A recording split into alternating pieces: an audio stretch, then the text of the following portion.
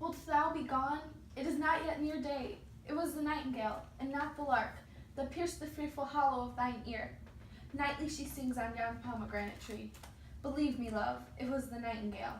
It was the lark, the herald of the morn, no nightingale. Look, love, what envious streaks to lace the severing clouds in yonder east. Night's candles are burnt out, and jocund day stands tipped on the misty mountain tops. I must be gone and live, or stay and die. Yon light is not daylight, I know it, It is some meteor that the sun exhaled to be to thee this night a torch-bearer, and light thee on thy way to Mantua. Therefore stay yet, thou needest not to be gone. Let me be tame, let me be put to death. I am content, so thou wilt have it so. I'll say yon grey is not the morning's eye, 'tis but the pale reflex of Cynthia's brow. Nor what is that not the lark whose notes do beat, the vaulty heaven so high above our heads. I've more care to stay than will to go. Come death and welcome, Juliet wills it so. How is't my soul? Let's talk, it is not day. It is, hie hence, be gone away. It is the lark that sings so out of tune, straining harsh discords and unpleasing sharps. Some say that the lark makes sweet division. This doth not so, for she divideth us. Some say the lark and low-toed changed eyes. Oh, now I would they had changed voices too, since arm from arm that voice doth us affray, hunting thee hence with hunts up to the day. Oh, now be gone, more light and light it grows. More light and light, more dark and dark our woes. Madam, Nurse? your lady mother is coming to your chamber. Day is broke. Be wary, look about. Then, window, let day in, and let life out. Farewell, farewell, one kiss and I'll descend. Art thou gone so, love, lord, I, husband, friend? I must hear from thee every day in the hour, for in a minute there are many days. Oh, by this count I shall be much in years, ere I again behold my Romeo. Farewell, I will omit no opportunity that may convey my greetings, love, to thee. Oh, thinkest thou we shall ever meet again? I doubt it not, and all these woes shall serve for sweet discourses in our times to come. O God, I have an ill-divining soul. Methinks I see thee now. Thou art so low, as one dead in the bottom of a tomb. Either my eyesight fails, or thou lookest pale. And trust me, love, in my eyes so dear, dry sorrow drinks our blood. Adieu, adieu. O fortune, fortune, all men call thee fickle. If thou art fickle, what dost thou with him that is renowned for faith? Be fickle, fortune, for then I hope thou wilt not keep him long, but send him back. Oh, daughter, are you up? Who is't that calls? It is my lady mother.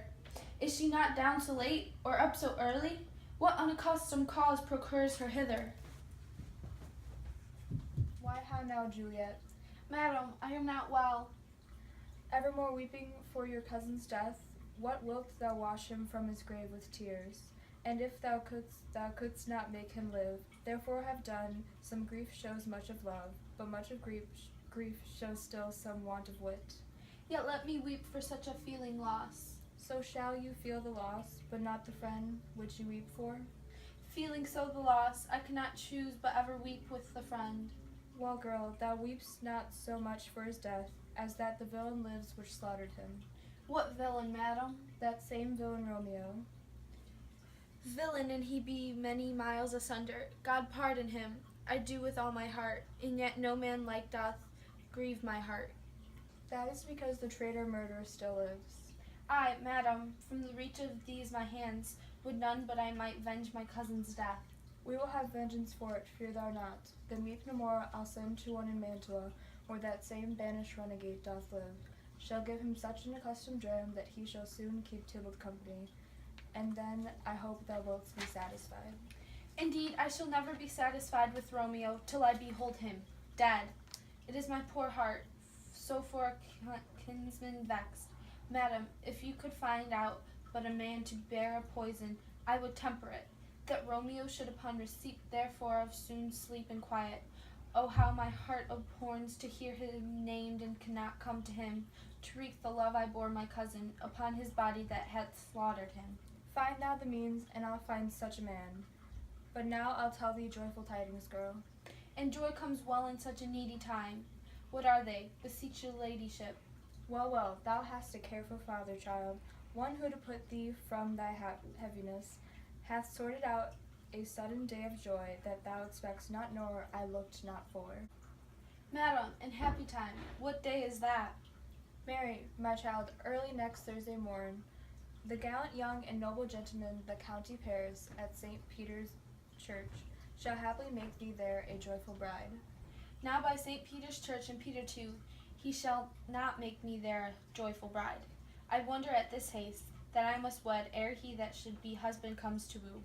I pray you tell my lord and father, madam, I will not marry yet, and when I do, I swear it shall be Romeo, whom you know I hate rather than Paris.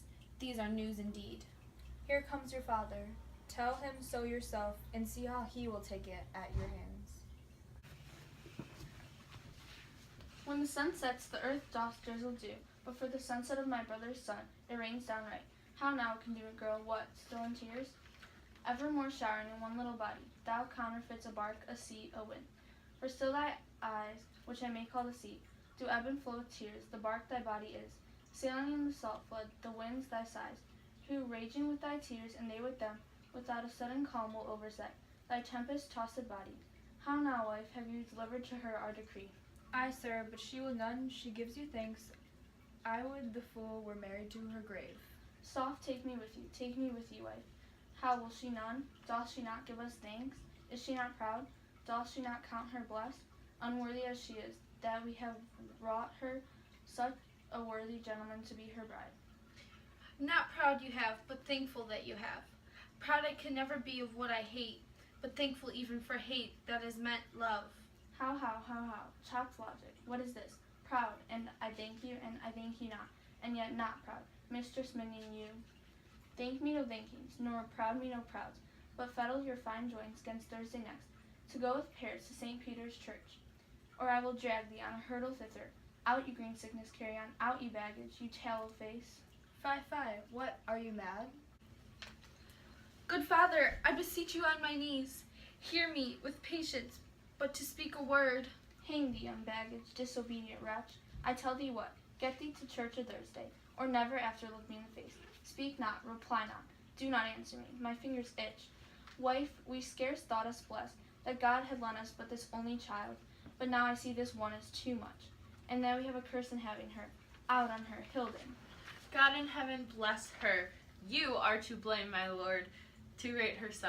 And why, my lady wisdom? Hold your tongue, good prudence, smatter with your gossips, go. I speak no treason. O God, a godin. May not one speak? Peace, you mumbling fool. Utter your gravity over a gossip's bolt, for here we need it not. You are too hot. God's bread, it makes me mad.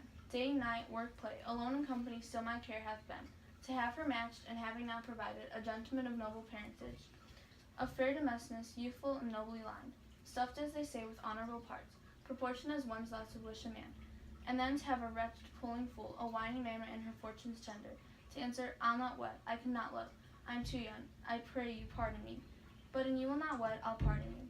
Graze where you will, you shall not house with me. Look to it, think on it, I do not use to jest. Thursday's near, lay hand on heart, advise. And you be mine, I'll give you to my friend. And you be not, hang, beg, starve, die in the streets. For by my soul I'll never acknowledge thee, nor what is mine shall never do thee good. Trust to it, bethink you, I'll not be forsworn.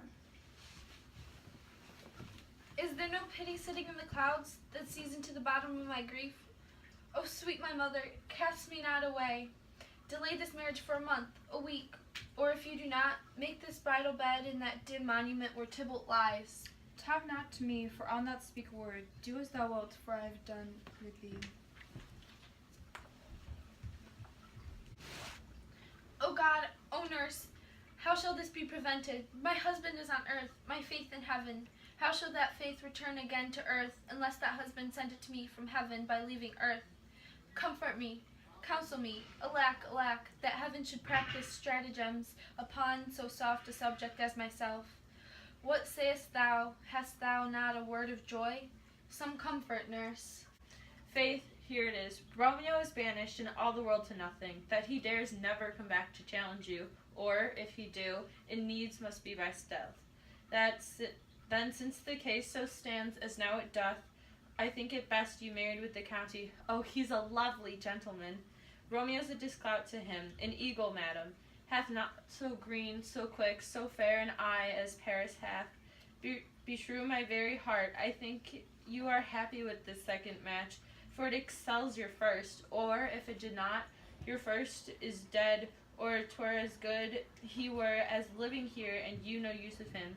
Speakest thou from thy heart? And from my soul too, else beshrew them both. Amen. What? Well, thou hast comforted me marvelous much. Go in and tell my lady I am gone, having displeased my father, to Lawrence cell to make confession and to be absolved. Marry, I will, and this is wisely done.